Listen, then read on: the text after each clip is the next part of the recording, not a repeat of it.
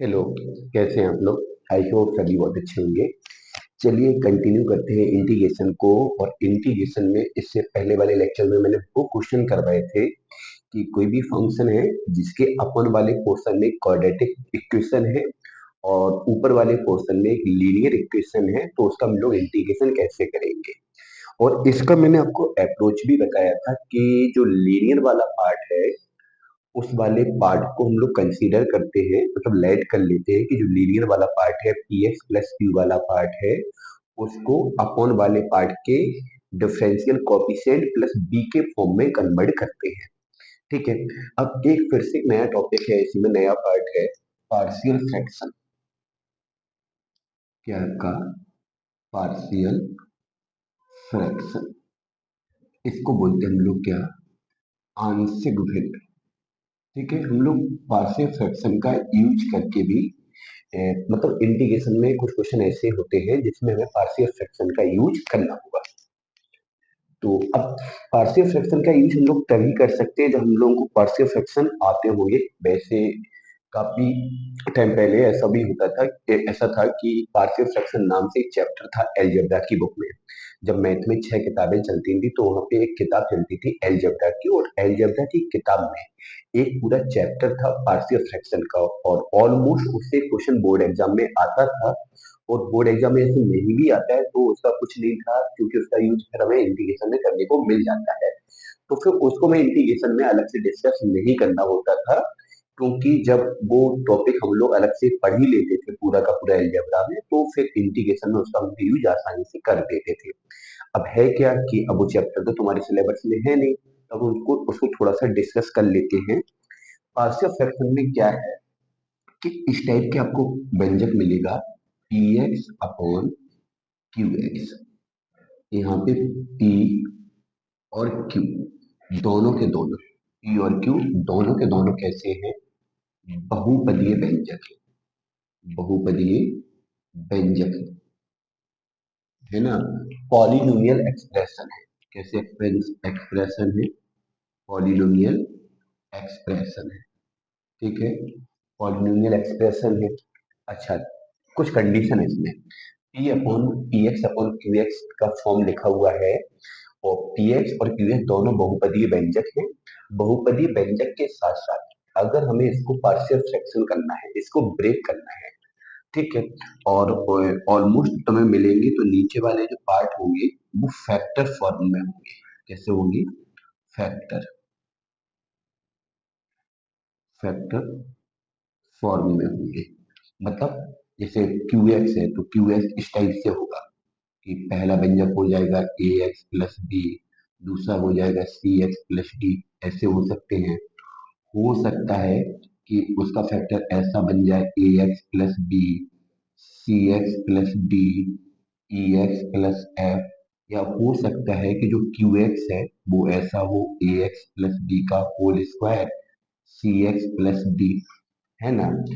अच्छा, हो सकता है कि जो क्यू एक्स है उसका फैक्टर ऐसा हो ई ए एक्स स्क्वायर प्लस बी और कितना सी एक्स प्लस डी।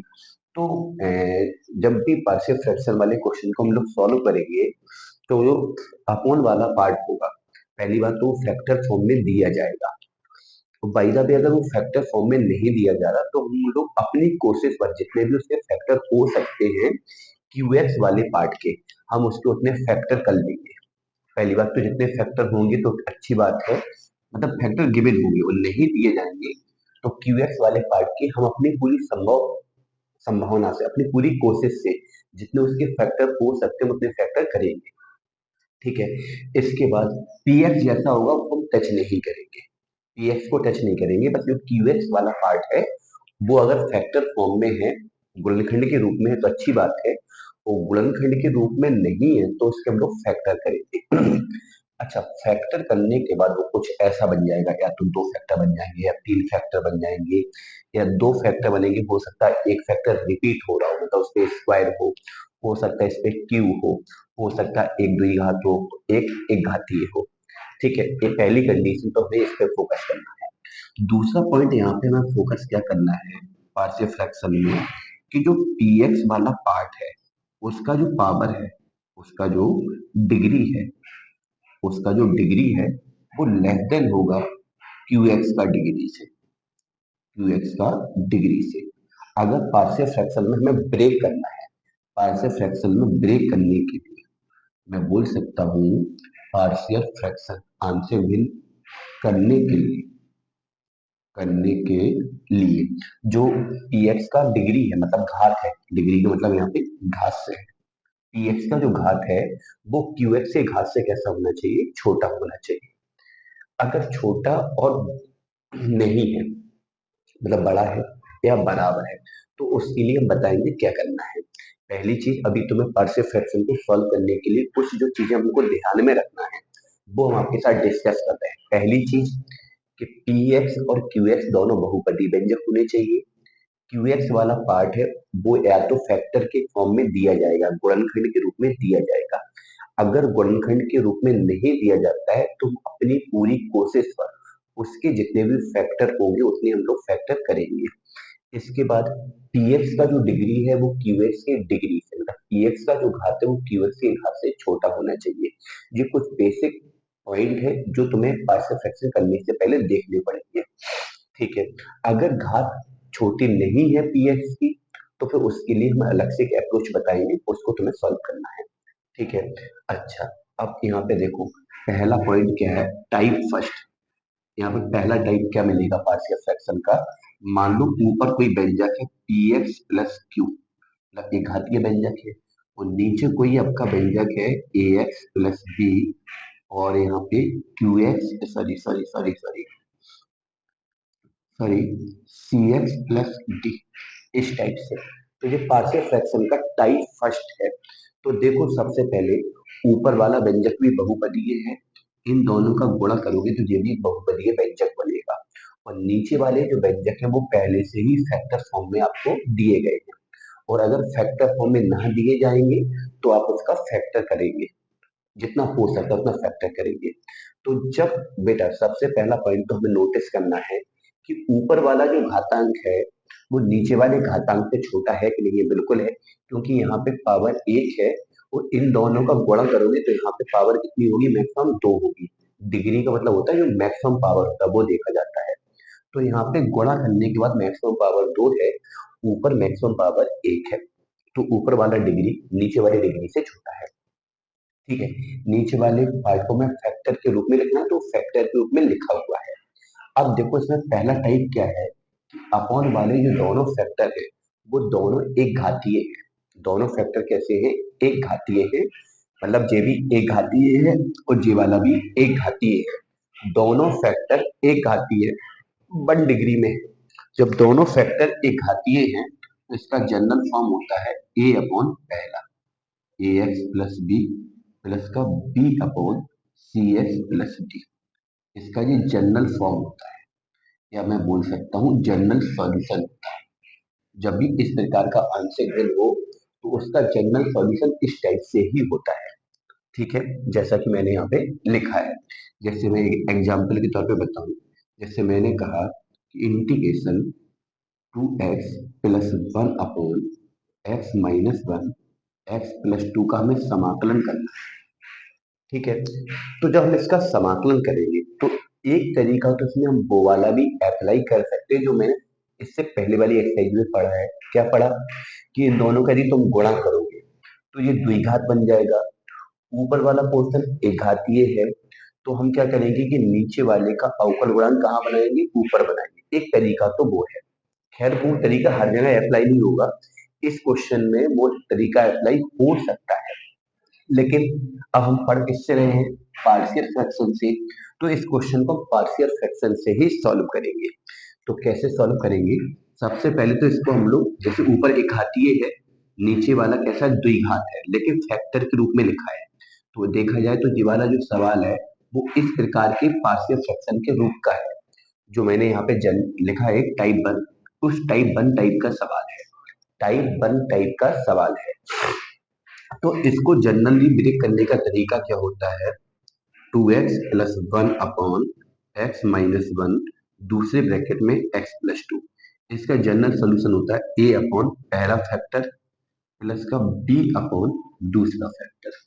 यहाँ पे कितना है 2x प्लस 1/x-1 x+2। ये जनरल सॉल्यूशन हम लोग लेट करते हैं। अब इस पूरे को हल करके हम a और b का वैल्यू निकालेंगे। हल कैसे करेंगे?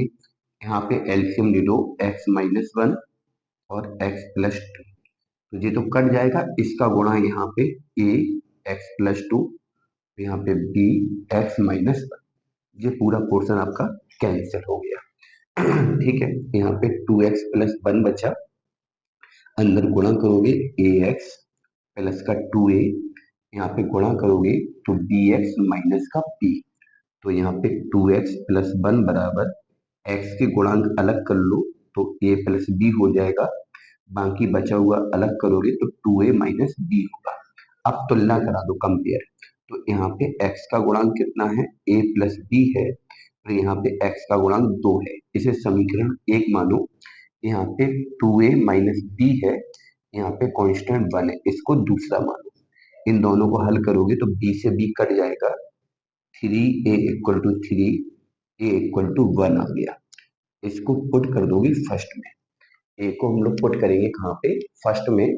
जब ए को फर्स्ट में रखोगे तो बी का वैल्यू भी कितना आएगा, 1 आएगा। तो यहाँ से ए और बी का वैल्यू निकल आया। जब ए और बी का वैल्यू निकल आया तो मैं बोल सकता हूँ कि 2x plus 1 upon x-1 x+2 जो है वो बराबर किसके माना था, a upon this plus b upon this. a का वैल्यू 1 है और b का वैल्यू 1 है, तो यहाँ पे a का वैल्यू 1 रखोगे तो 1 अपॉन x-1, और b का वैल्यू भी 1 रखोगे तो 1 अपॉन x+2। तो इस वाले पूरे पार्ट को दो अलग अलग भागों में हमने किसकी हेल्प से, पार्शियल फ्रैक्शन के टाइप 1 की हेल्प से अलग अलग ब्रेक कर दिया। जब अलग अलग ब्रेक कर दिया तो आपका इंटीग्रेशन मुझे इस वाले पार्ट का करना था, तो इस वाले पार्ट को ब्रेक करके मैंने ऐसा बना दिया। तो इस पूरे पार्ट की जगह पर हम क्या लिखेंगे, 1/x-1 प्लस 1/x+2 और dx समाकलन करेंगे। इसको x बोला तो 1/x का हो जाएगा log x-1, इसको भी x बोला तो इसका भी हो जाएगा log x+2 प्लस c। अब प्लस वाला इंटू में जाएगा तो log x-1 x+2 plus c। ये तुम्हारा आंसर हो जाएगा, ये तुम्हारा आंसर हो जाएगा। तो ये टाइप 1 टाइप का इंटीग्रेशन, सॉरी पार्शियल फ्रैक्शन है। तो टाइप 1 में वो मिलेंगे कैसा, ऊपर लीनियर होगा, नीचे भी लीनियर होगी। लीनियर मतलब एक घातीय होंगे फैक्टर के फॉर्म में। देखो यहाँ पे दो फैक्टर थे, तो a अपॉन पहला फैक्टर प्लस b अपॉन दूसरा फैक्टर। अगर मान लो यहाँ पे फैक्टर 3 मिल जाते, जैसे px प्लस q अपॉन, पहला फैक्टर मिल गया तुम्हें ax प्लस b, दूसरा मिल गया तुम्हें सी एक्स प्लस डी, और तीसरा मिल गया ई एक्स प्लस एफ। मान लो तीन फैक्टर है, बस याद रखना तीनों के तीन फैक्टर एक घातीय हैं, यहाँ पे दोनों के दोनों फैक्टर एक घातीय हैं। ऊपर वाला जो पावर है, अंश वाला जो घात है, वो हर वाले घात से छोटा है। ठीक है, और किसी भी फैक्टर पे कोई घात नहीं लगी हुई है, कोई भी पावर नहीं लगा हुआ है। तो इसको ब्रेक करने का तरीका क्या होता है, ए अपॉन पहला फैक्टर प्लस का बी अपॉन दूसरा फैक्टर प्लस सी अपॉन तीसरा फैक्टर, जिसका जनरल सॉल्यूशन है। कौन सा सॉल्यूशन है, जनरल है। तो जब भी इस टाइप का सवाल मिलेगा तीन फैक्टर वाला, तो उसको ब्रेक करने के लिए कोई ए मानोगे, ए अपॉन पहला फैक्टर लिखोगे, प्लस बी अपॉन दूसरा फैक्टर लिखोगे, प्लस सी अपॉन तीसरा फैक्टर लिखोगे। फिर इसको सॉल्व करोगे, सॉल्व करने के लिए यहाँ पे एलसीएम लोगे, एलसीएम लेने के बाद जो भी कैंसिल होगा उसको कैंसिल करोगे। उसके बाद दोनों पक्षों के गुणांकों में कंपेयर करोगे, तुलना करोगे, तुलना कराने के बाद एबीसी का जो वैल्यू निकलेगा उस वैल्यू को यहाँ रखोगे, वैल्यू तुम यहाँ पुट कर दो, जैसे यहाँ पे ए और बी का वैल्यू निकाला, और वैल्यू को मैंने यहाँ पे पुट किया, तो ये पूरा ब्रेक हो गया दो भागों में। जो भी दो भाग हमने माने थे उन्हीं दो भागों में आपका क्वेश्चन ब्रेक हो जाएगा, और ब्रेक हो जाने के बाद हम उसका क्या करेंगे, इंटीग्रेशन करेंगे। ठीक है, चलो देखो आपने नेक्स्ट टाइप क्या मिल सकता है आपको, वो समझो आप।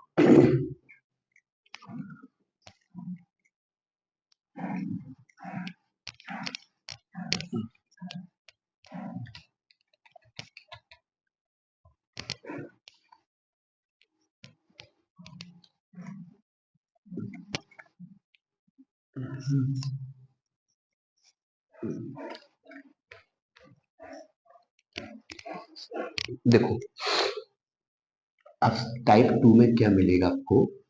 टाइप टू में जैसे मान लो ऊपर दिया पी एक्स प्लस क्यू, यहाँ पे क्या है ए एक्स प्लस बी, दूसरा है सी एक्स प्लस डी का स्क्वायर। देखो टाइप वन में क्या बोला था मैंने कि अपॉन वाले जो पार्ट है वो एक घातीय है और किसी भी पार्ट पर कोई घात नहीं है। यहाँ पे भी अपॉन वाले पार्ट एक घातीय है, लेकिन यहाँ पे एक घातीय मतलब जो पार्ट है अगर उस पर कोई घातांक आ जाता है तो उसको ब्रेक करने का नियम क्या होता है। तो इसको जनरली ब्रेक कैसे करेंगे, ए अपॉन पहला part A X plus B, B upon दूसरा part C X plus D. अब इस पे घात दो है तो इसको दो घात वाले को सॉल्व करने का तरीका क्या होता है, बी अपॉन पहले एक घात में ब्रेक करेंगे, फिर प्लस लगाएंगे, फिर सी अपॉन इसको दो घात में ब्रेक करेंगे। तो पहले मैंने कितने घात में ब्रेक किया, एक घात में, फिर दो घात में। एक घात में ब्रेक किया एक नया चर आया, दो घात में ब्रेक किया तो दूसरा नया चर आया। तो तीन पार्ट में ब्रेक हुआ तो तीन नए चर आए आपके। अब इस पे क्वेश्चन कैसे आता है, इस पे अगर क्वेश्चन की बात करें, इस पे अगर हम क्वेश्चन की बात करें तो इस पे क्वेश्चन कैसे बनेगा, इस पे क्वेश्चन देख लो आप लोग। हम्म,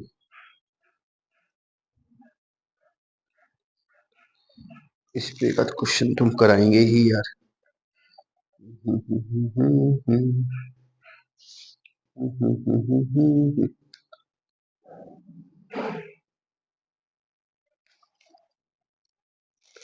3x-2 कितना है, एक क्वेश्चन देखो यहाँ पे आई बराबर 3x-2 upon x plus three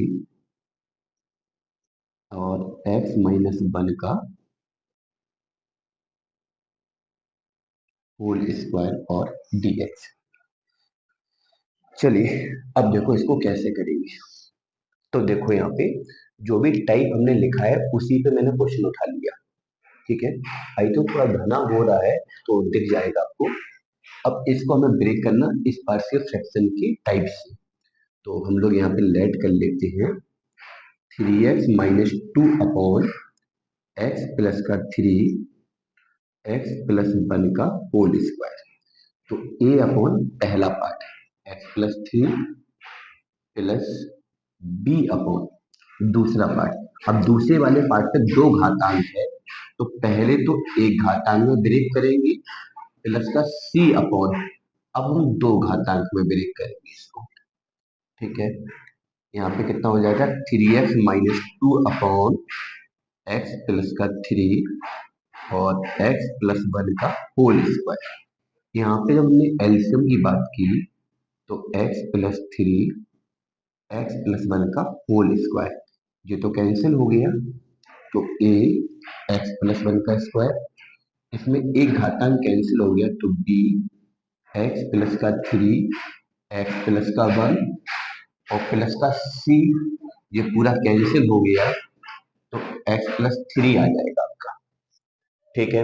अब कैंसिलेशन देखेंगे तो ये वाला पार्ट पूरा कैंसिल हो जाएगा आपका, ये वाला पार्ट पूरा कैंसिल हो जाएगा। यहाँ पे 3x-2 है, यहाँ पे कितना है a होल स्क्वायर तोड़ दो एक्स स्क्वायर प्लस का 2x प्लस 1, यहाँ पे b है गुणा करोगे तो एक्स स्क्वायर प्लस का 4x प्लस का 3 और यहाँ पे c है तो x प्लस का 3। चलो इसके बाद यहाँ पे कितना है 3x-2, गुणांकों को इकट्ठा करो तो एक्स स्क्वायर के गुणांक देखो, यहाँ पे a इंटू एक्स स्क्वायर, यहाँ पे 2ax प्लस a, यहाँ पे कितना होगा B x square 4bx plus का 3b, यहाँ पे c का गुणा करोगे तो cx प्लस का 3c। चलो यहाँ पे कितना है आपका 3x-2 एक्स स्क्वायर को इकट्ठा करोगे तो यहाँ ए बचेगा, यहाँ पे बी बचेगा, यहाँ पे एक्स को इकट्ठा करोगे प्लस, तो यहाँ पे क्या बचेगा, 2a है, यहाँ पे 4b है, यहाँ पे c है। अचर पदों को इकट्ठा करो जहाँ पे x नहीं है, तो यहाँ पे a है, यहाँ पे 3b है, यहाँ पे 3c है। चल अब देखो हम लोग क्या करेंगे, यहाँ पे तुलना करा दो। यहाँ पे a plus b x square का गुणांक, यहाँ नहीं है तो 0 मान दो।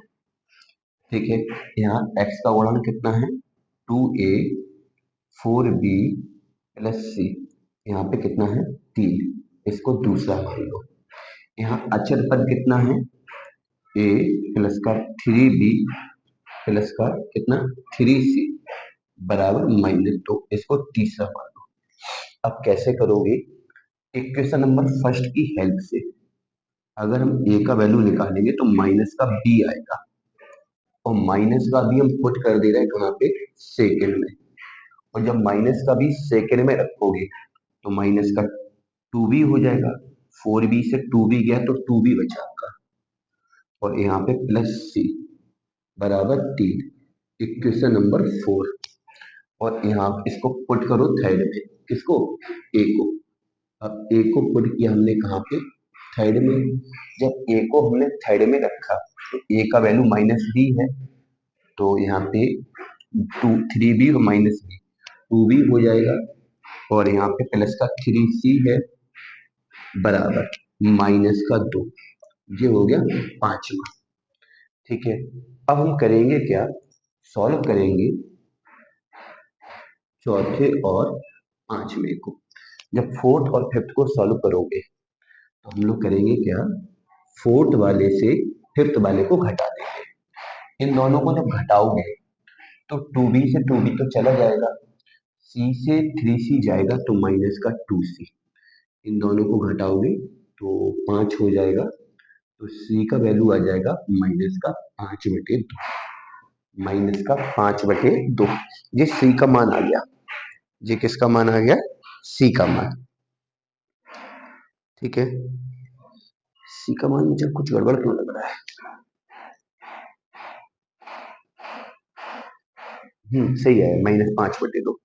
ठीक है, अब c का मान आ गया, तो अब c का मान हम पुट कर दे रहे हैं कहाँ पे, फोर्थ में। ठीक है, एक एक स्टेप गौर से देखना, थोड़ा सा घना हो रहा है तो बहुत गौर से देखोगे। फोर्थ में रखोगे, और फोर्थ में जब रखोगे तो यहाँ पे कितना है, 2b -5/2 बराबर 3। ठीक है, ये यहाँ पे जाएगा तो 3 दूनी 6 5 11, तो 2b बराबर हो जाएगा 11/2।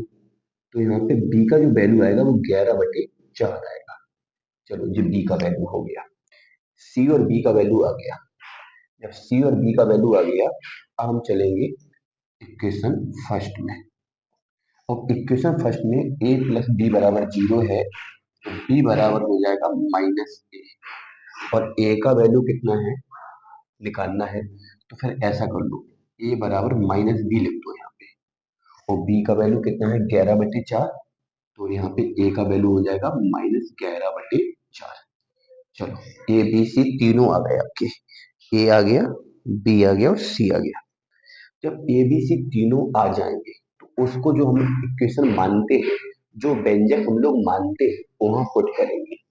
तो हम कह सकते हैं, हम क्या क्या बोलेंगे, 3x - 2 अपॉन x प्लस 3, दूसरे ब्रैकेट में x प्लस 1 का होल स्क्वायर बराबर ए कितना है -11/4, और कितना है x प्लस 3।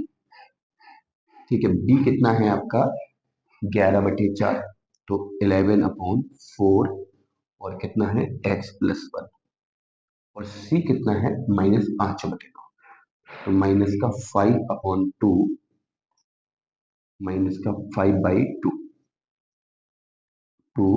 और कितना है x प्लस 1 का होल स्क्वायर।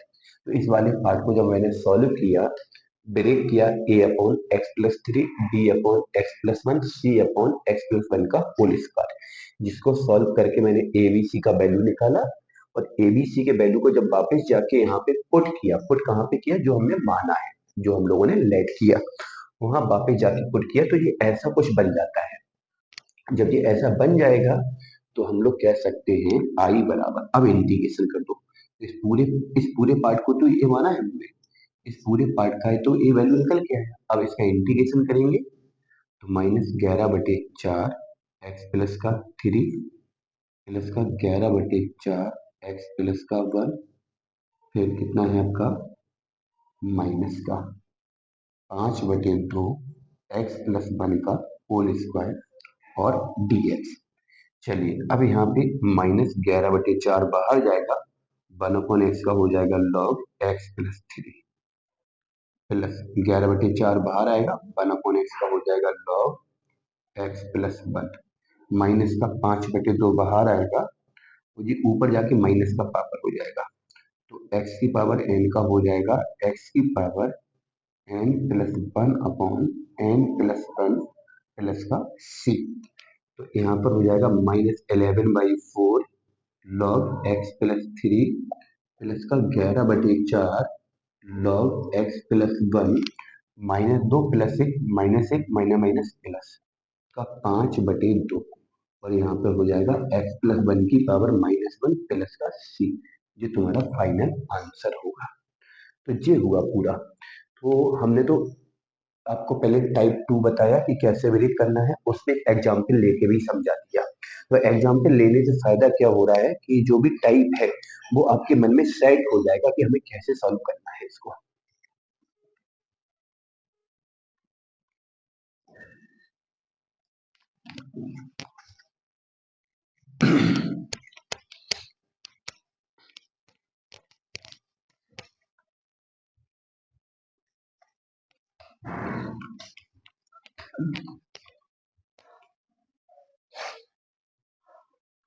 तो दो टाइप हमने करवा दिए, अब देखो तीसरा टाइप आपको क्या मिलता है, टाइप 3।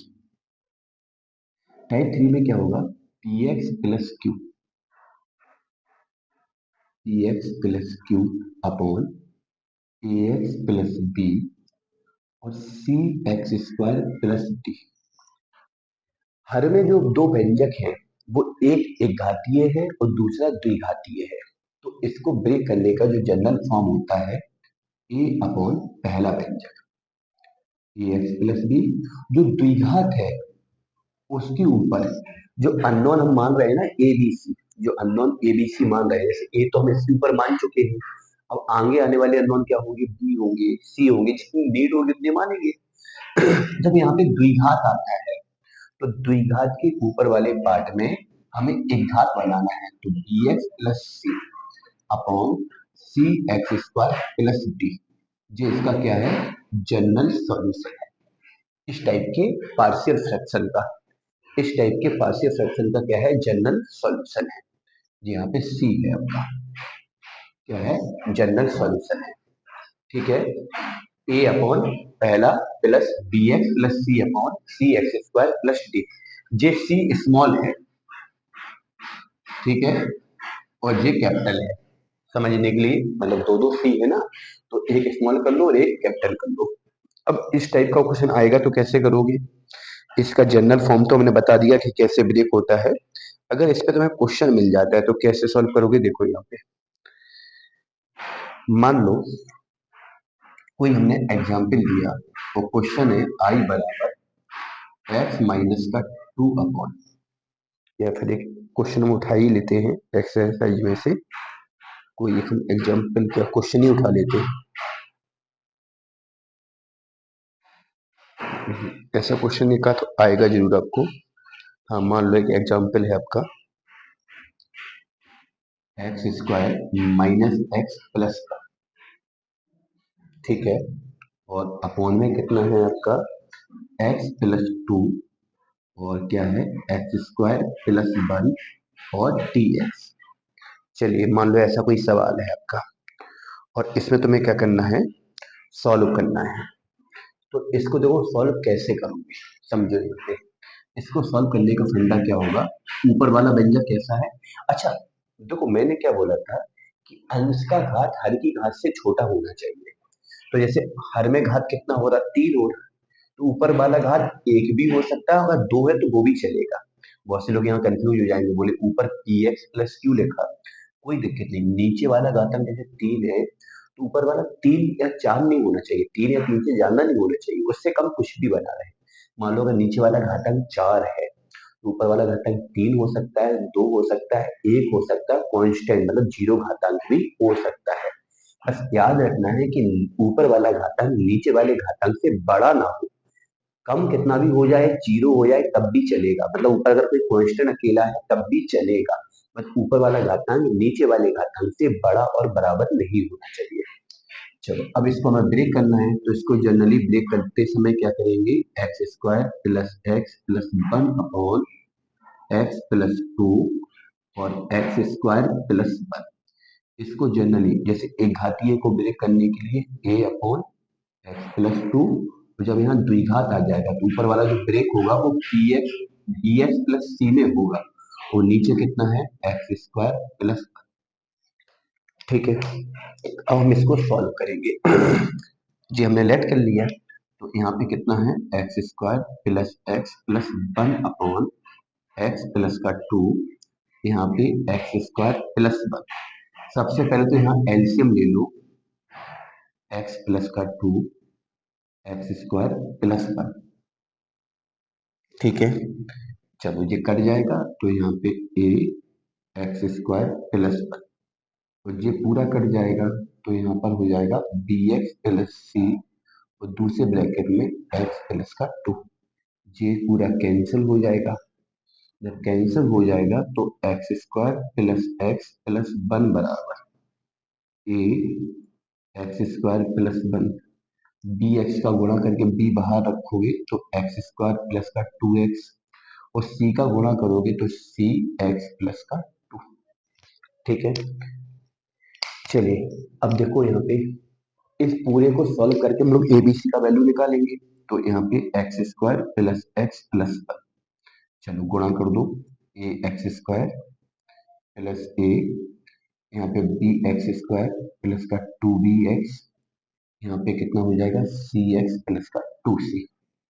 तुलना कर पहले एक minute, x square plus 1, x square वाले पदों को इकट्ठा करो तो ए प्लस बी, एक्स वाले पदों को इकट्ठा करोगे तो कितना हो जाएगा 2b प्लस सी, और अचर पदों को इकट्ठा करोगे तो कितना हो जाएगा ए प्लस का 2c। चलो अब देखो यहाँ पे तुलना करा दोगे तो यहाँ पे ए प्लस बी, यहाँ पे गुणांक 1 है, यहाँ पे कितना है 2b प्लस सी, यहाँ पे गुणांक 1 है, यहाँ पे कितना है a प्लस का 2c, यहाँ पे गुणांक 1 है। चलो अगर हम यहाँ पे फर्स्ट में से थर्ड को घटा देते हैं तो a कट जाएगा, और यहाँ पे b माइनस का 2c बराबर 0, ये चौथा बन जाएगा, ठीक है। अब हम लोग क्या करेंगे कि सेकंड वाले में हमने 2 का गुणा किया और फोर्थ वाले को जोड़ा, तो सेकंड वाले में 2 का गुणा करो, 4b प्लस का 2c बराबर 2, और फोर्थ को जोड़ा तो b माइनस 2c बराबर 0, तो ये कट जाएगा, 5b बराबर 2 है, b बराबर है 2/5, b का वैल्यू आ गया, और b का वैल्यू हम पुट कर देंगे कहाँ पे फर्स्ट में, जब फर्स्ट में रखेंगे b का वैल्यू तो 2/5 यहाँ जाएगा, तो a प्लस का 2/5 बराबर 1, तो a बराबर 5 एकम 5 में से 2 गया 3, तो 3/5 आया, a और b का वैल्यू आ गया, और a और b का वैल्यू हम कहाँ रख देंगे थर्ड में, a का वैल्यू पुट करेंगे कहाँ पे थर्ड में, तो यहाँ पे कितना रखा 3/5 यहाँ जाएगा, तो 2c बराबर 1 माइनस का 3/5। देखो साफ साफ लिखा है कौन सा कहाँ पे पुट किया है, तो ये कंफ्यूज मत होना कि कौन सा वैल्यू कहाँ पुट कर रहा है, 5 एकम 5 में से 3 या 2, 2/5, तो सी का वैल्यू आ गया कितना 1/5, ए बी सी सारे वैल्यू निकाले, ए बी सी। जब सारे वैल्यू तुमने ज्ञात कर लिए तो हम सारे के सारे वैल्यू को यहाँ पुट करेंगे, मतलब जहाँ हम लोग लाइक करते हैं मानते हैं, जो हम लोग मानते हैं वहां पे पुट करेंगे, तो X square plus X plus 1 upon x plus 2, और ब्रैकेट में कितना एक्स स्क्वायर प्लस 1 बराबर ए अपॉन ए कितना है अपने पास 3/5, 3/5 x+2 बी एक्स प्लस सी। तो बी का मान है 2/5, 2/5x, और सी कितना है 1/5, अपॉन में कितना है x² + 1। चलिए, तो इसको ऐसा लिख दो 3/5x+2। इसका इस वाले पार्ट में अलग डिवाइड कर दो, अलग अलग डिवाइड कर रहा है इसका यहाँ पे, तो 2x/5x² + 1 यहाँ पे डिवाइड करोगे तो 1/5x² + 1। ठीक है, ये पूरा पार्ट आपका हो गया है। ठीक है, अब हम इसका जब इंटीग्रेशन करेंगे तो आई बराबर 3/5 बाहर जाएगा, 1/x+2 dx। यहाँ से क्या करेंगे, 1/5 को बाहर लिखेंगे और 2x/x² + 1 dx हो जाएगा, प्लस यहाँ से 1/5 को बाहर लिखेंगे, 1/x² + 1 dx। इसका हम लोग डायरेक्ट इंटीग्रेशन कर लेंगे, इसका डायरेक्ट इंटीग्रेशन कर लेंगे और यहाँ पे इस वाले पार्ट को t मानेंगे क्योंकि ऊपर इसका अवकलन है। तो सेकंड वाले पार्ट में मैंने यहाँ पे x² + 1 को t माना, इसको t माना क्योंकि ऊपर इसका अवकलन है। तो इसका अवकलन 2x और dx बराबर कितना हो जाएगा dt, 2x और dx बराबर कितना हो जाएगा dt। तो सवाल हो जाएगा 3/5 integration 1/x+2 dx plus 1/5 integration 1/t dt plus यहाँ पे कितना है 1/5 इंटीग्रेशन 1/1 + x² dx। अब करो इसका इंटीग्रेशन, 3/5 सेम, 1/x का हो जाएगा log x+2 प्लस 1/5 1/t का हो जाएगा log t प्लस 1/5, और ये इंटीग्रेशन है आपका tan इनवर्स x प्लस सी। बस फाइनल आंसर में t के स्थान पे तुम क्या लिख दोगे, x² + 1, यही तुम्हारा सॉल्यूशन होगा। तो मैंने आपको 3 टाइप के पार्शियल फ्रैक्शन डिस्कस किए हैं, और तो उन तीनों टाइप पे मैंने एक एक एग्जाम्पल भी कराया है। तो जिनको अगर कोई दिक्कत हो तो वो पहले उसका टाइप देखो कैसे ब्रेक करते हैं, किस टाइप को, उस पर मैंने एक एक एग्जाम्पल भी कराया। अगर इन तीनों एग्जाम्पल को आप समझ लेते हो तो अगली जो एक्सरसाइज है वो आपके लिए बहुत सिंपल होगी। ठीक है, चौथा टाइप आपको क्या समझना है, अभी तक मैंने क्या बोला है कि अंश का घातांक हर के घातांक से छोटा होगा। अंश का घातांक हर के घातांक से कैसा होता है, छोटा होता है। बाय द वे, अंश का घातांक हर के घातांक से बड़ा और बराबर है, मतलब जैसे px + q का रूप जो लिखा है उसमें ऊपर वाला घात नीचे वाले घात से बड़ा और बराबर है। तो वहां पे कुछ नया नहीं करना है, हम क्या करेंगे, ऊपर वाले पार्ट में नीचे वाले पार्ट का डिवाइड करेंगे, और डिवाइड हम तब तक करेंगे जब तक ऊपर वाला घातांक नीचे वाले घातांक से छोटा ना हो जाए। और जब घातांक छोटा हो जाएगा तो जिस तरीके से अभी मैंने पार्शियल फ्रैक्शन को सॉल्व करना बताया है उसी तरीके से हम लोग कंटिन्यू पार्शियल फ्रैक्शन को सॉल्व करेंगे। बस इतना याद रखना है, जब अंश का घातांक हर के घातांक से बड़ा या बराबर है तो पहले घात को छोटा बनाने के लिए हम लोग भाग देंगे, और भाग देने के बाद हम लोग पार्शियल फ्रैक्शन को सॉल्व करेंगे। तो इस पूरे लेक्चर में मैंने पार्शियल फ्रैक्शन को ही समझाया है। तो जिसको पार्शियल फ्रैक्शन नहीं आता है तो वो 3 टाइप बताए, यही तीनों टाइप तैयार कर लो, आपका काम चल जाएगा। चलिए मिलते हैं नेक्स्ट लेक्चर में।